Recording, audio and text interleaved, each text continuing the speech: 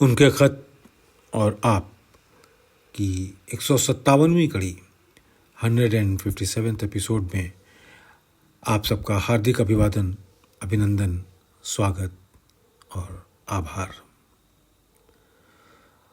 दोस्तों, आज का खत हज़रत क़िबला लाला जी साहब का, तारीख 11 फरवरी साल 1926, फरवरी 11th 1926। खत सुनिए। बिरादरम, ईश्वर आपकी हर आन रूहानी और दुनियावी तरक्की करे। मैं अच्छा हूँ। पिशर जगमोहन की दुल्हन की तबीयत बहुत ख़राब हो रही है। पिशर कहते हैं बेटे को। सन, बेटे जगमोहन की दुल्हन की तबीयत बहुत ख़राब हो रही है। फर्रुखाबाद में इलाज हो रहा है। ईश्वर अपना फजल करें, कृपा करें। बाबू दिलाराम साहब के कई खत आए। उनकी इस कदर हमदर्दी और मोहब्बत की स्पिरिट का कहाँ तक शुक्रिया अदा करूं। ऐसे लोग कमतर होते हैं और ये ईश्वर के फजल व करम के बाइस हैं। बाइस यानी कारण। ऐसे लोगों पर ईश्वर अपना दया और करम करे।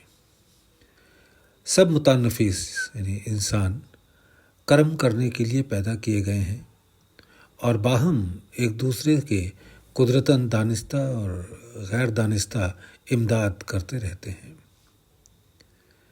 यानी जाने अनजाने एक दूसरे की सहायता करते रहते हैं।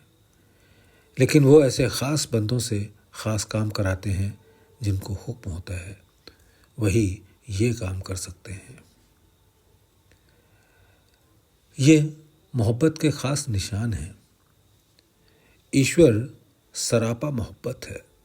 सरापा माने कंप्लीट, टोटल। ईश्वर सरापा मोहब्बत है, सरापा ज्ञान है, सरापा आनंद है। लेकिन ज्ञान और आनंद में अगर मोहब्बत और प्रेम का एक खुला ही छलक देता है, यह ख़ास लुत्फ़ उसके अल्ताफ़ में से एक है। अल्ताफ़ कहते हैं दया को, कृपा को। उसके अल्ताफ़ में से एक है। ये जज्बे की रूह है।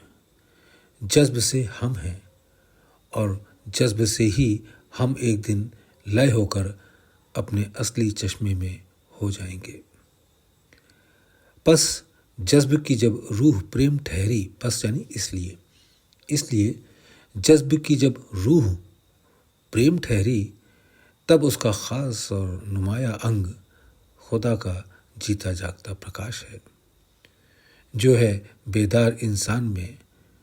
बेदार कहते हैं जागृत, जगा हुआ। जो है बेदार इंसान में। वो गहरी नींद सोता है कहाँ? वो गहरी नींद कहाँ सोता है?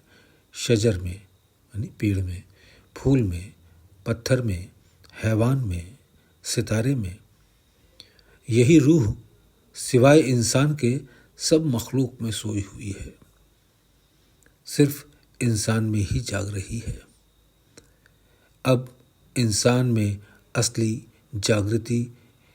जागती हुई स्पिरिट वो है जो दूसरों के लिए बिना इमदाद यानी मदद, सहायता, जो दूसरों के लिए बिना इमदाद, मुआवजे और बेगरजाना काम करती है और इमदाद करने को मस्तूर रहती है, छुपी हुई रहती है मदद करने के लिए। क्या इससे ज़्यादा रोशन पहलू किसी गैर मस्तूर रूह का हो सकता है? मस्तूर माने हिडन। क्या इससे ज़्यादा रोशन पहलू किसी गैर मस्तूर रूह का हो सकता है?